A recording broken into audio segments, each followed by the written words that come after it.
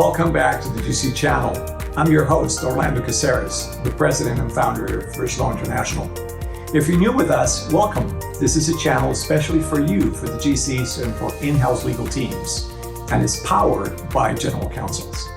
We'll be covering today some of the trendiest topics, things that keep you up at night, and we hope that you will find the next few minutes invaluable and very insightful. So follow us along. If you could indulge me just for a minute, here's in a recent press article over the importing of these values of an external law firm into an in-house position, and they refer to some specific poignant bullet points. In particular, I wondered if you agree with this one. Is that the general counsel, the in-house legal team, in order to be the high performance team that we talked about earlier, they need to create a vision and then have their teams align behind it and then implement. What do you think about that? How do you create a vision in the current environment of technology disruption, COVID, millennials, and the list goes on, where you're supposed to inspire and lead your team to become a high performance by creating that vision? How do you do that? I know it sounds easy, but how do you create that vision?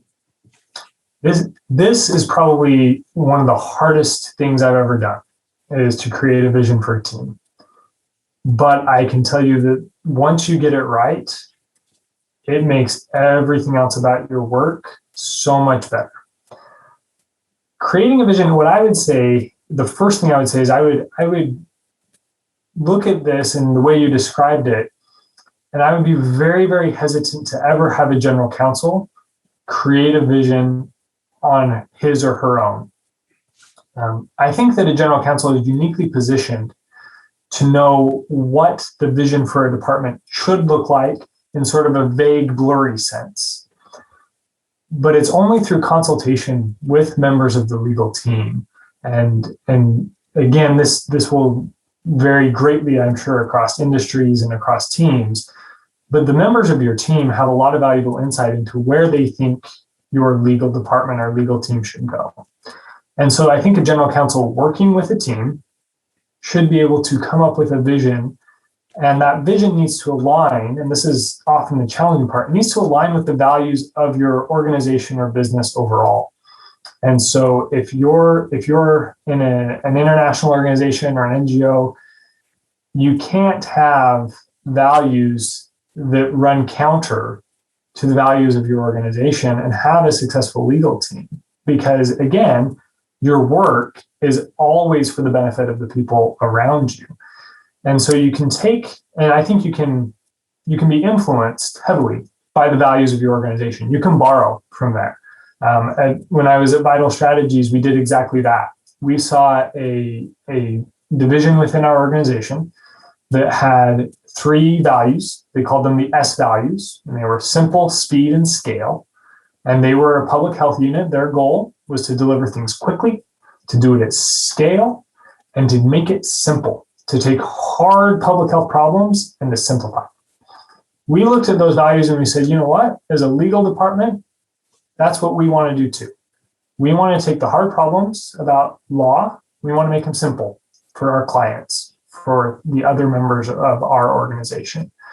We want to work efficiently. So we took speed and we said, yes, we want to work quickly, but we don't want to lose quality. So we're going to work efficiently. We're going to find ways to get 10% better. And then we said, we want to be able to scale this, right? Our organization at that time, the legal department, was very small. But we knew that if the organization, the NGO, continued to receive funding, it would grow. And the legal department would need to scale and grow with it. And so we tried to make sure that everything we did was scalable. If we brought in a new technology solution, if we implemented a new program, if we wrote a new policy, how's this going to scale? How is this going to be when we're 50% larger? And that was always in our mind. And then we cheated a little and we added a 4th S to those 3 S's because there was one thing that we thought was super important that was missing. And so we added an S of smiles. And we didn't broadcast this publicly very often, but we thought that customer service was hugely important for our role as a legal team. And we wanted to be known as a team that you could go to.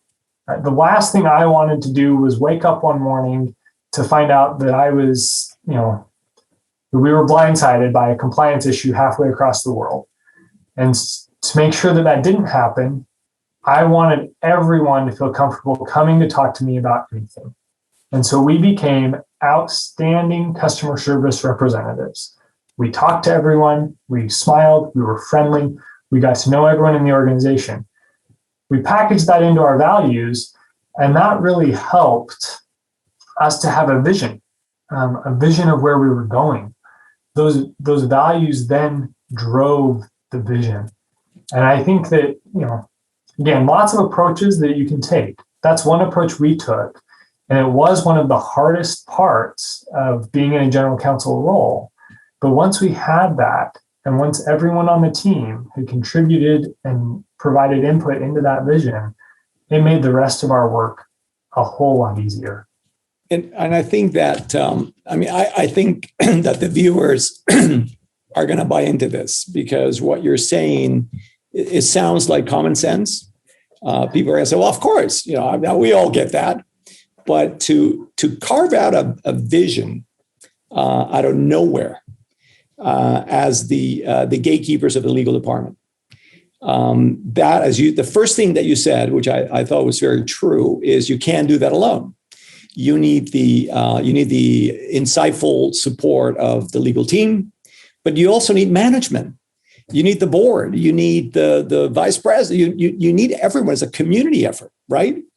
And so as we apply this high performance team part of the interview, as I'm listening to you, I can see why they all align behind the values, the 4 S's. I think that you're probably spot on that humor and a good sense of humor, it's important in a highly stressful position. But I wondered if you also agree that when you get that feedback from your stakeholders as you're creating the vision, and then you map it out, you get a roadmap and you roll it out, and you get the endorsement of those around you, and then they, as you said, I like the way you said that you finally felt like you got it right, that you had a sense of purpose.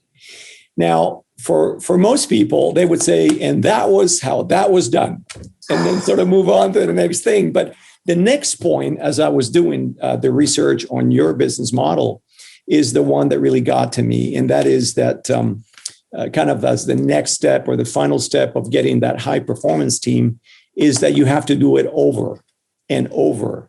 And there's that continuity concept. Do you agree with that? Do you think it's a one-off, or is that you have to sharpen that vision over and over again with the consensus and the buy-in of all those around you? What do you say? I 100% agree. And this is not easy. And this highlights why it's so important to get it right in the beginning.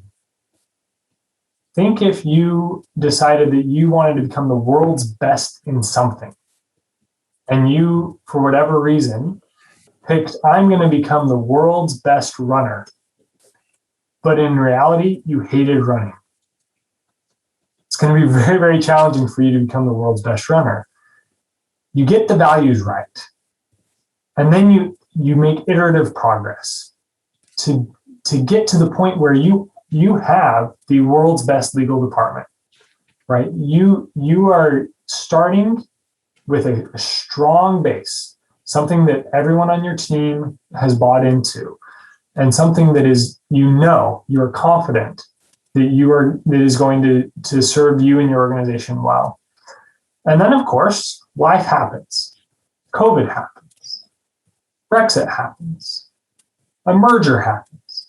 Something's going to happen that's going to shake at your foundation. And that's when you have to be able to take what you have, know why you did it, and know how to then progress. How do we take what we have and move this vision forward? Because a vision can't be stagnant. The world changes too much. If your vision never evolved or adapted, eventually you'd be left decades behind.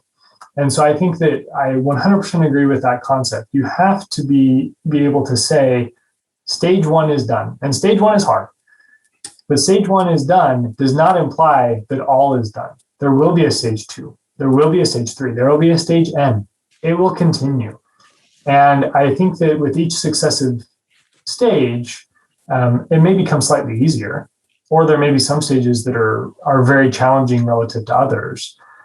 But it's important to recognize that the work is not done and likely won't ever truly be done. I would hope that, just me personally, I hope I would get to a point where I'm never completely satisfied, where I'm always looking, how do we make this a little better, right? This concept of how do I make this 10% better? You don't have to change the world. You don't have to be revolutionary. How do I make this a little better, right? And everything that you can make a little better is going to make your life easier, make your team's life easier, and is going to get you closer to that, that dream team, right? Michael Jordan didn't stop practicing. He didn't just play the games. He also practiced. We've all got to do that. We've all got to keep trying to get a little better. Well, thank you for watching. If you would like to see more videos like this one, subscribe to the channel and press the notification button below so that you will be alerted when new videos come out. We hope that you've enjoyed it, and we look forward to the next one. And don't forget, you heard it here first.